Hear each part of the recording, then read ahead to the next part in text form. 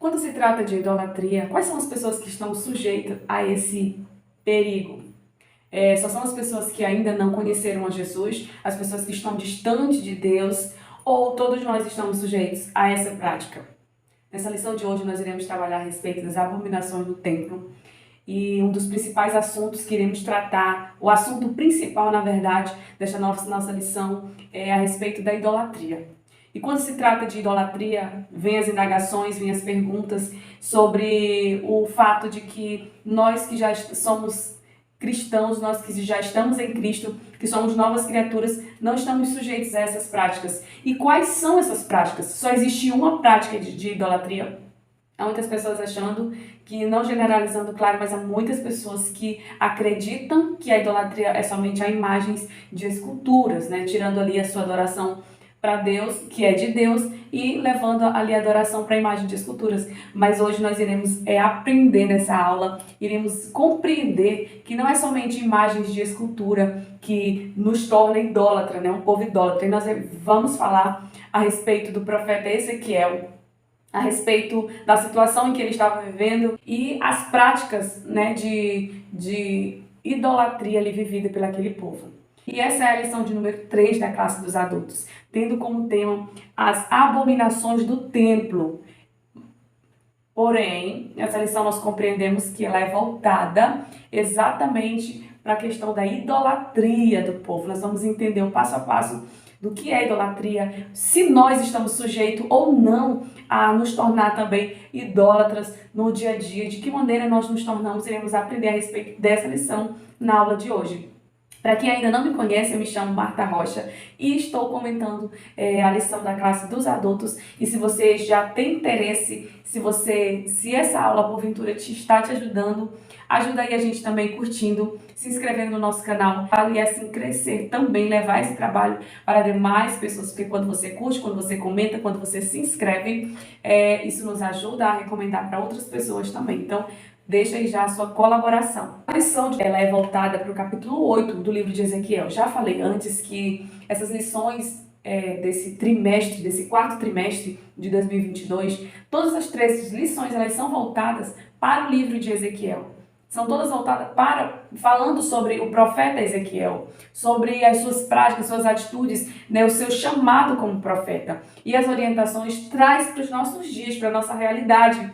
Lembrando que esse livro ele tem uma correlação com o livro de Apocalipse também. Então, tudo é trazendo para a nossa realidade. O comentarista ele tem essa preocupação de trazer também para nós, nos nossos dias, para a nossa realidade, né, dos últimos dias do povo aqui na Terra. Então, o texto áureo da nossa lição, ele é encontrado no livro de Ezequiel, capítulo 8, versículo 6, como eu falei, que diz da seguinte maneira: E disse-me, filho do homem, vês tu o que estão fazendo? As grandes abominações que a casa de Israel faz aqui, para que me afastes do meu santuário. Mas verás ainda maiores abominações. A verdade prática diz da seguinte maneira: o lugar mais sagrado da terra santa se tornou o centro das abominações, e isso serve como prenúncio da apostasia generalizada do fim dos tempos. Esse é o nosso texto áureo, juntamente com a nossa verdade prática, para já entrarmos também na leitura bíblica em classe. Então, eu sugiro, professor, que você faça essa leitura bíblica em classe com os seus alunos, e com eles faça esse momento de leitura do livro de Ezequiel. A idolatria leva o ser humano, ou até mesmo uma nação, à ruína moral e espiritual. O Senhor ele é tão misericordioso que ele não faz nada, nada acontece sem que antes o Senhor avise. E o Senhor, ele, mesmo sabendo que o povo ele não se dobrava, um povo pecador que não se arrependia dos seus atos, não se arrependia das suas atitudes, das suas práticas, o Senhor ele estava ali avisando, usando o profeta, usando a atalaia, né, como Ezequiel foi um grande atalaia de Deus, avisando do perigo iminente que estava por vir. O Senhor usa através de visões, e eu mostro ali ao profeta Ezequiel o que estava acontecendo, né, no templo, as abominações que estavam acontecendo ali no templo, né, os mais baixos nível ali de idolatria que estava acontecendo. E o Senhor, ele avisa do que estava acontecendo, Senhor. As visões são de coisas que estavam acontecendo, coisas que estavam para acontecer, coisas do futuro. E o comentarista, ele até fala que essa visão do capítulo 8, ela se destoa das demais visões do profeta Ezequiel, do Antigo Testamento, dos profetas do Antigo Testamento, porque ele foi levado pelo Espírito Santo entre o céu e a terra, levado a Jerusalém numa visão.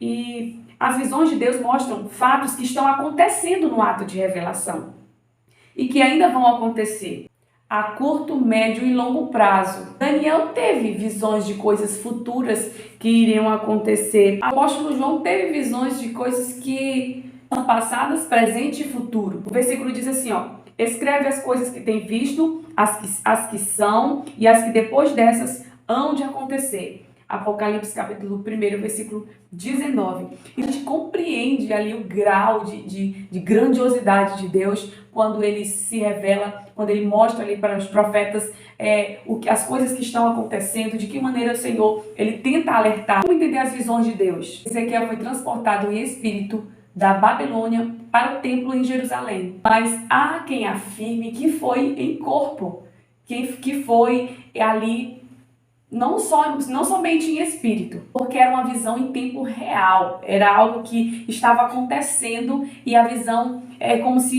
se Ezequiel ele se teletransportasse, como se fosse em corpo, né, no físico, porque era uma visão muito real que estava acontecendo no momento. Mas não foi física, sabe por quê? Fica claro porque o profeta diz assim, da seguinte maneira: me trouxe a Jerusalém em visões de Deus, capítulo 8, versículo 3. E depois ele retorna à Caldeia. Essa é a mesma experiência do apóstolo João em Apocalipse. Ele introduz o profeta no interior do templo para mostrar ali o que estava acontecendo, o grau da idolatria que estava acontecendo, né, no meio daquele povo. E a destruição, ela se torna ali inevitável, né? Esse é o motivo pelo qual a destruição ela é inevitável. E nós conhecendo a grandiosidade do nosso Deus, conhecendo, a gente compreende o quanto o Senhor ele tem cuidado por nós, o quanto o Senhor ele tem zelo pela nossa vida. E assim como esse povo que estava ali substituindo por outros momentos, inclusive a adoração que era para Deus, eles estavam ali fazendo para outras coisas, né? E é como se esse povo tivesse provocado o ciúme de Deus, né? A ira de Deus ali, a indignação, vamos dizer assim, de Deus. O uso da expressão imagem de ciúme explica porque a idolatria, ela causa o ciúme de Deus. É o povo, amados, e a idolatria ali era tamanha. Era grande idolatria. Né? Há situações em que o profeta Ezequiel ele precisa cavar um buraco ali na parede para perceber o que o povo estava fazendo. E lá quando Ezequiel percebe o grau de idolatria que estava acontecendo. Inclusive, algumas idolatrias que aconteciam do povo adorarem o céu. Cerca de 25 homens virados para o oriente adorando o sol. Afronta ao Deus Todo-Poderoso. E Moisés havia alertado o povo a respeito dessa idolatria. Isso nós encontramos em Deuteronômio, capítulo 4, versículo 19. Havia no Egito o templo do sol, a casa do sol. Hoje em dia nós não vamos perceber situações como essas, né? Tão normais no dia a dia, pessoas adorando o sol, pessoas adorando animais, mas nós percebemos que são muitas as outras coisas que estão tomando ali o tempo de Deus, né, na vida das pessoas, e as pessoas não estão conseguindo compreender que estão idolatrando algo, porque a idolatria é voltada somente para a imagem de escultura, mas vamos aprender aqui que tudo aquilo que toma o espaço de Deus na sua vida, aquilo que te impede de ir à casa do Senhor, aquilo que te impede porque tu acha mais importante ficar tendo aquele teu momento do que ir à casa do Senhor, tirar um momento para ir à casa do Senhor adorar, você está idolatrando algo. Aquilo que te faz, que toma o teu tempo. E vamos usar aqui, né, o que é mais comum nos nossos dias atuais, por exemplo, o celular. Nós temos um cuidado tão grande com os nossos smartphones, né, os nossos aparelhos de celulares, que para onde nós vamos, nós estamos com ele na mão. Seja o que for, nós estamos com ele. Mas nós não podemos idolatrar, né? De ser algo tão a ponto de tirar o meu momento com Deus, né? De saber que eu preciso de um momento com o Senhor todos os dias. Eu preciso ter um momento diário de comunhão com Deus, a ponto de abrir mão do meu momento com Deus para ficar com o meu celular ali fazendo o que eu gosto de fazer. Eu estou usando apenas um exemplo. E hoje, nos dias de hoje, há muitas pessoas que estão idolatrando coisas supérfluas, coisas bobas. E o Senhor, Ele não está alheio a essa nossa cultura inventada. Não está alheio. O Senhor, Ele não dorme. O Senhor, Ele está vendo tudo o que acontece, porque o Senhor, Ele é amor, Ele é misericórdia, o Senhor é bondoso, mas o Senhor também é justiça. E nós estudamos na lição passada que nós temos que estar cientes dessa realidade futura, que nós temos uma vida, uma alma, uma vida a prestar contas diante do Senhor. As nossas atitudes, elas precisam ser perante o Senhor, né, prestar contas. Nós vamos prestar conta dos nossos atos, das nossas obras. Nós estamos esquecendo que tudo que nós fazemos aqui, né, nós precisamos estar cientes do que nós estamos fazendo aqui, porque há uma realidade espiritual futura, que é o fim, como foi a lição passada. O fim ele está próximo e nós precisamos compreender que nós temos que prestar contas diante do Senhor sobre as nossas atitudes, os nossos atos. Então, a gente compreende que o Senhor, Ele exige de nós santidade. O Senhor, Ele requer santidade do seu povo, Ele requer santidade dos filhos, né, dos salvos em Cristo. E esse exemplo que nós temos aqui de Israel, a gente tem esse exemplo e traz para a nossa vida que o Senhor, Ele não está alheio às nossas práticas pecaminosas de pecado. O Senhor não está alheio, o Senhor não dorme, o Senhor está vendo o que estamos fazendo. E nós podemos observar que essa lição ao todo, ela traz 4 alertas para nós. São modalidades que podem estar presentes entre nós e entre nós. Como, por exemplo, aqui a primeira, aspiração excessivas por títulos. Nós estamos falando acerca do pecado cultico. E nós vamos compreender que esse desejo, essa questão da aspiração excessiva por títulos. Aspiração excessivas por títulos. Nós estamos falando de igreja, nós estamos falando de culto, nós estamos falando de idolatria, de práticas que não agradam ao Senhor. E essa aspiração excessiva por títulos, amados, eu acredito que essas práticas elas não agradam ao Senhor. Isso não vem do coração de Deus para nós. Porque nós somos meros servos, somos apenas servos do Senhor. E estamos aqui para cumprir aquilo que Ele nos ordenou, que é levar a sua mensagem, levar a palavra, estar trabalhando na sua obra, ser colaborador da sua obra. E quando nós ficamos tentando dar o nosso melhor para que alguém veja, para que alguém te coloque numa posição que enche os teus olhos, que te agrade, nós já estamos ali recebendo a nossa recompensa. Nós já estamos recebendo ali, que é o nosso ego alimentado. E o Senhor, Ele não quer essas práticas de nós, esse desejo, essa aspiração excessiva por títulos em igreja, e seja lá onde for. Nós precisamos saber que é o Senhor que nos coloca onde Ele quer que nós estejamos, é o Senhor que nos posiciona em lugares, é o Senhor que vem nos tendência ao fanatismo por artistas gospels. Às vezes nós achamos que é normal, né? Nós sentir um amor muito grande, sentir algo muito intenso por um artista gospel, mas nós temos que ter cuidado com a tendência ao fanatismo, né? Porque muitas das vezes, se nós não tivermos cuidado, quando pensar que nós estamos idolatrando assim como aquele povo estava lá, idolatrando o sol, animais, nós vamos estar idolatrando. Isso nós estamos trazendo para a nossa realidade, para a nossa vida aqui nos dias de hoje. Porque no dia de hoje tem muitos cantores gospels que são tendência, né, que nos impulsiona a ser melhores, que nos traz dicas, que a gente segue em todas as redes sociais e antes a gente teria todos os CDs, né, todos os DVDs, todos os lançamentos que nós teríamos. Hoje as coisas estão mais avançadas, a gente curte em todas as plataformas digitais, enfim, tudo. Então, nós temos que ter cuidado para saber se nós não estamos ali com o fanatismo, né, e também ali idolatrando, que é algo que, né, causa ira diante do Senhor, que o Senhor não está a par disso, o Senhor não está de acordo com essas atitudes pecaminosas da nossa parte. O apego a certos ensinos que satisfazem certos comportamentos contrários à Bíblia.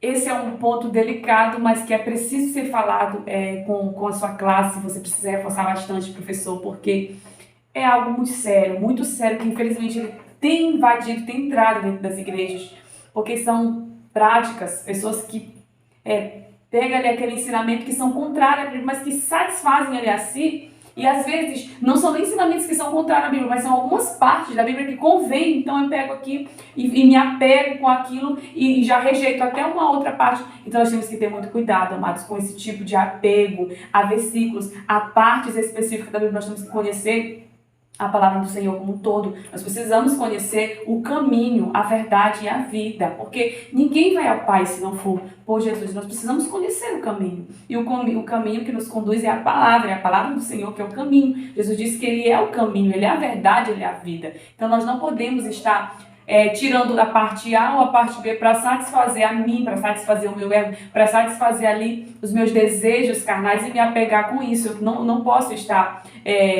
enganando a mim mesmo, né? Eu não posso estar enganando a mim mesmo. Eu preciso estar consciente da realidade, do futuro, daquilo que está por vir perante a minha vida. Eu preciso estar ciente, eu preciso estar a par das coisas que irão acontecer. Eu não posso estar enganando a mim mesmo. A autoexibição e idolatria é o quarto que iremos falar. Autoexibição e idolatria.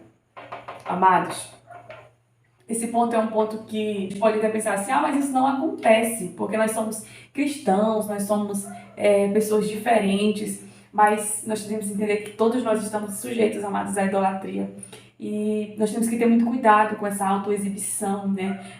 Pelo fato de que nós somos semelhantes a Cristo, nós somos o exemplo dele, nós somos seguidores dele. Se somos seguidores dele, nós estamos seguindo os passos dele e deixando aqui o rastro de Cristo, né? Nós estamos sendo imitadores dele. E esse comportamento ele não pode estar no nosso meio, na nossa vida, porque a questão da autoexibição, amados, ela é algo que nós precisamos ter cuidado, porque se nós não tivermos cuidado, ela surge automaticamente na nossa vida.